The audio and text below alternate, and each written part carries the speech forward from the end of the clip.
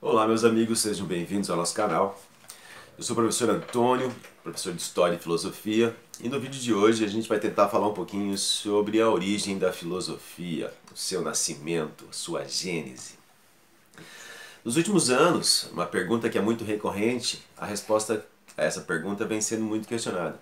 A filosofia realmente é grega? A história, a gênese do pensamento filosófico realmente tem data, local e o nome de seu criador? A essa pergunta, comumente, a gente responde com uma resposta direta. A filosofia tem data, tem um pai e tem um local de nascimento. A filosofia teria nascido no século VII a.C., na ilha de Mileto, e seu criador seria Tales, Tales de Mileto. Essa resposta é ensinada, é enfaticamente repassada e repetida em várias obras de filosofia, nos cursos de filosofia. Ela vem sendo questionada assiduamente nos últimos tempos, justamente pelo fato de que a filosofia não teria uma única data, uma única criação, um único pai. Ela seria, na verdade, grega, mas os gregos não seriam.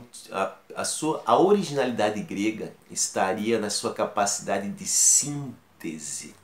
Ou seja, devido às condições geográficas, históricas, políticas e econômicas, os gregos tiveram contato.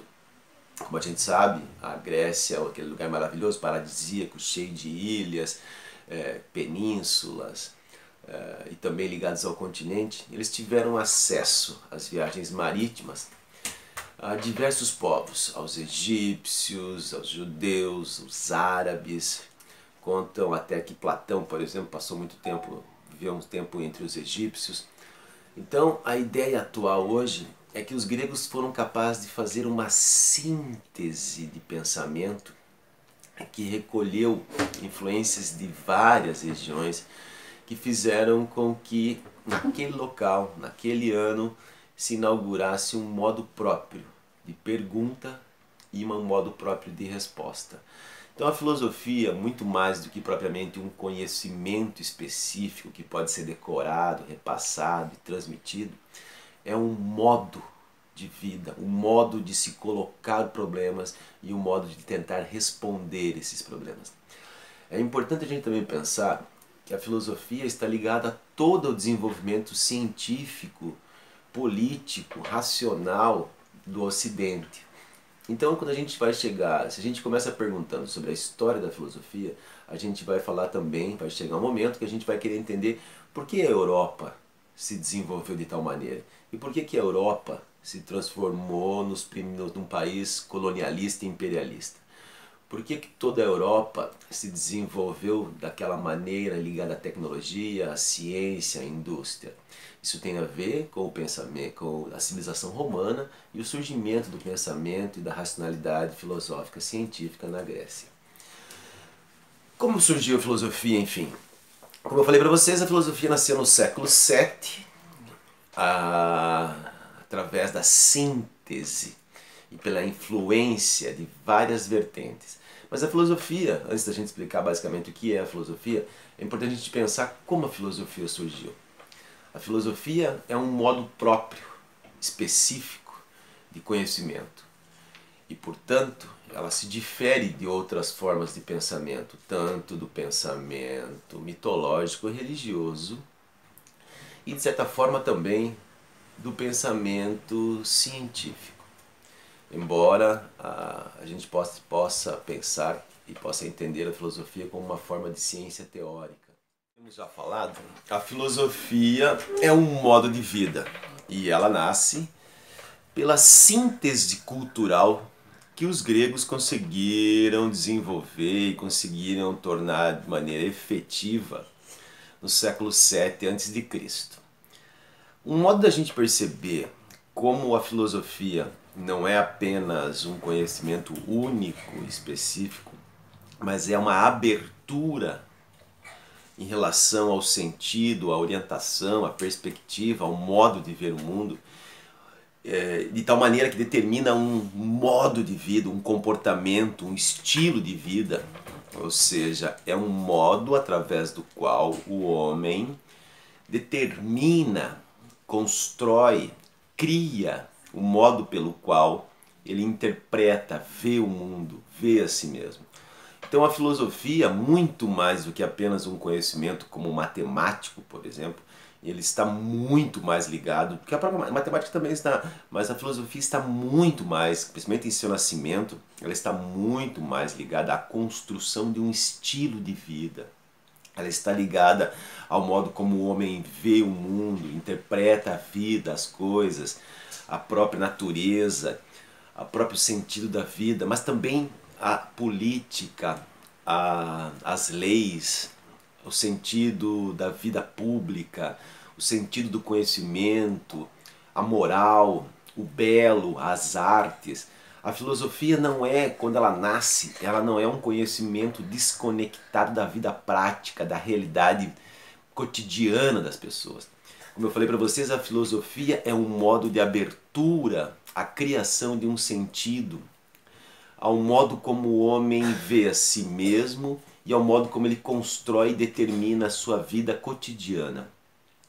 Como vocês sabem, a filosofia ela precisou de uma série de condições específicas para que na Grécia pudesse haver essa síntese cultural.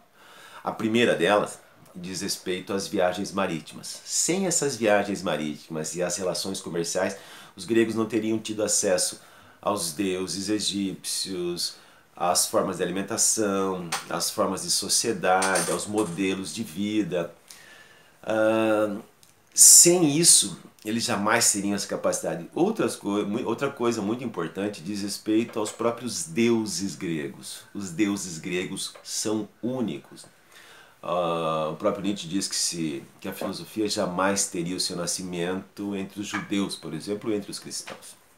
Os deuses gregos possuem características únicas e o modo como esses deuses se relacionam com os homens não tornou o conhecimento um pecado, como no caso dos cristãos, ou como no caso do mito de Adão e Eva, onde o fruto proibido era o fruto da ciência e do bem e do mal.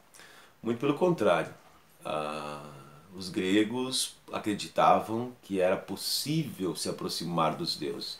E uma das formas de se aproximar com os deuses era o culto tanto do corpo quanto da mente. Por isso a educação enquanto uma paideia, a educação enquanto a totalidade do homem. Outro aspecto muito importante para o surgimento diz respeito à criação da moeda. Ou seja, sem a criação da moeda, a moeda ela torna possível um exercício espiritual muito específico chamado abstração. Ou seja, a capacidade que eu tenho de converter um objeto em algo, analogicamente ou metaforicamente, algo diferente dele, mas que representa o seu valor. Isso é a capacidade de abstração, que é fundamental para o pensamento filosófico. Outra característica importante é a criação da vida pública. A necessidade da oratória, do debate. Como a gente sabe, os gregos inventaram a democracia direta. A democracia direta é diferente da democracia representativa que existe no nosso caso. Na Grécia, todo indivíduo, todo cidadão teria que participar ativamente da discussão na polis para a organização política, para a criação das leis nessa cidade. Outra característica fundamental que é importante foi a criação da escrita alfabética. Ou seja, a partir do instante que nós temos um alfabeto e que a gente é capaz de construir palavras, e a partir do instante que a gente tem a filosofia como um modo de construção, de abertura de sentido, um modo através do qual o homem vê o mundo, é necessário que eu tenha uma linguagem para que eu seja capaz de representar esse conhecimento, essa abertura significativa, essa visão de mundo. Por isso a gente pode afirmar peremptoriamente que a filosofia, tal qual nós a entendemos no Ocidente, que de certa forma é um pouco diferente da filosofia entendida no Oriente, que é muito mais ligada ao misticismo, a uma espécie de doutrina mística sobre a realidade. No Ocidente nós entendemos a filosofia como a capacidade de transformar a realidade ou a multiplicidade das coisas que existem no mundo na unidade da ideia.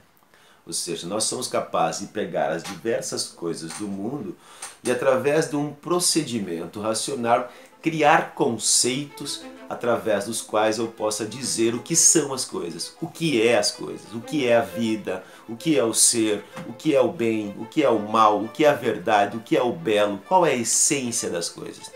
A pergunta fundamental da ciência filosófica é: o que é?